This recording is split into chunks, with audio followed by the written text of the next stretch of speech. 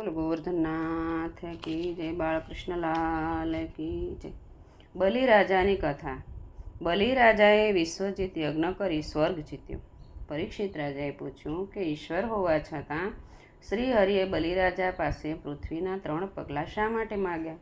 બલિરાજા પાસેથી 3 લોક મેળવ્યા છતાં તેને બંધનગ્રસ્ત શા માટે બનાવ્યો?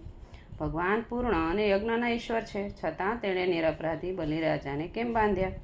આ વૃત્તાંત જાણવાની અમારી ઈચ્છા છે, માટે તે અમને જણાવો।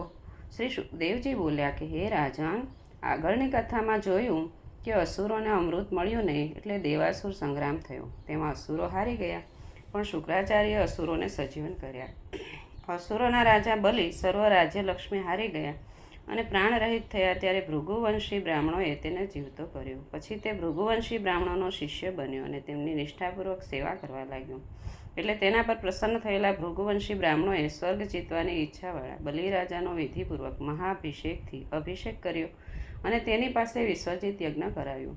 યજ્ઞકુંડમાંથી સુવર્ણનો રથ, સુવર્ણ જડેલ દિવ્ય ધનુષ, અખૂટ બાણોથી ભરેલા 2 ભાથા અને દિવ્ય બખ્તર વગેરે પ્રગટ થયા।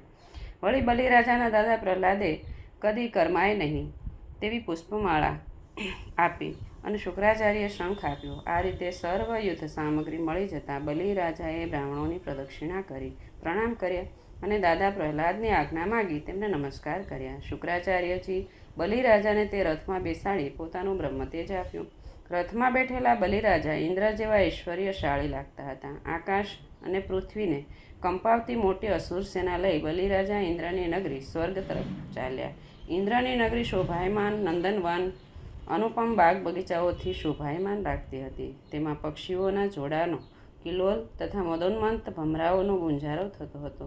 તેમાં દેવતાએ વૃક્ષો ફળ તથા ફૂલના ભારથી લચી રહ્યા હતા। હંસો, સારસો, ચક્રવાકો તથા બત્તકોથી વ્યાપ્ત નિર્મળ જળવાળા સરોવરમાં અદ્ભુત કમળો ખીલેલા હતા। સરોવરના કિનારે દેવદેવીઓ ક્રીડા કરતા હતા। તેની ચારે બાજુ ઉત્તમ સુવર્ણ કોટ ચમકતો હતો। તેના દરવાજા સ્ફટિકમણીના તથા બારણા સોનાથી જડેલા હતા। 10 કરોડ વિમાનોથી યુક્ત તે નગરીમાં ચોક મણીઓથી બાંધેલા હતા અને ઓટલીઓ હીરા તથા પરવાળાથી બાંધેલી હતી। દરેક દેવોના મહેલોની શોભા અવર્ણનીય હતી। આ નગરી વિશ્વકર્માએ બનાવી હતી। વળી તે નગરી મોતીના ચંદરવા, મણીજડી સોનેરી ધજાઓ, પતાકાઓવાળા છજાથી ચોતરફ ઢંકાયેલી હતી। નરગા, ઢોલ, શંખ તથા નગારાના શબ્દો સાથે અને તાલ, વીણા, મૂરજ, રૂષ્ટિ તથા વાંસળી વગેરે વાજિંત્રો સાથે થતા નૃત્યથી તેમજ ગંધર્વોના ગાયનોથી તે મનને આનંદ પમાડનારી હતી। આ નગરીમાં પ્રાણીઓનો દ્રોહ કરનાર માની, કામી, લોભી, ખલ તથા શઠ અધર્મીઓ જઈ શકતા નથી, પણ તે સિવાયના ધર્મી લોકો જ જઈ શકે છે। બલિરાજાએ ઇન્દ્રની આ નગરીને સેના વડે ચોતરફથી ઘેરી લીધી અને લોકોમાં ભય ઉપજાવવા શંખ વગાડ્યો।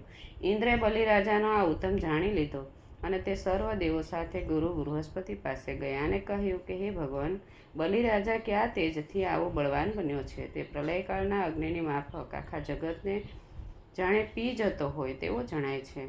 મારો શત્રુ આવો દુસ્સહ થયો તેનું કારણ આપ મને જણાવો। તેને આવું ઇન્દ્રિય સામર્થ્ય, અંતઃકરણનું સામર્થ્ય, દેહ સામર્થ્ય તથા પ્રભાવ ક્યાંથી મળ્યા તે પણ જણાવો। તો ગુરુ બૃહસ્પતિ બોલ્યા કે હે ઇન્દ્ર, ભૃગુવંશી બ્રાહ્મણોએ બલિરાજાના તેજમાં વૃદ્ધિ કરી છે।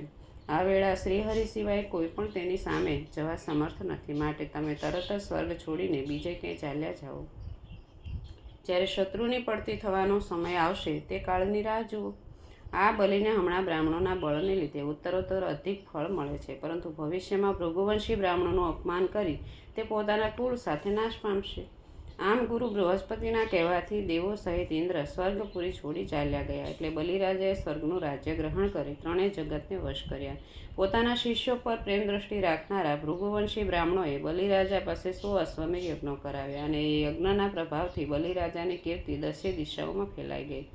મોટા મનવાળો તથા પોતાને કૃતકૃત્ય જેવો માનતો તે બ્રાહ્મણોએ અપાવેલી અતિ સમૃદ્ધ રાજ્ય લક્ષ્મી ભોગવવા લાગ્યો। બોલ ગોવર્ધનનાથ કી જય, બાળકૃષ્ણલાલ કી જય।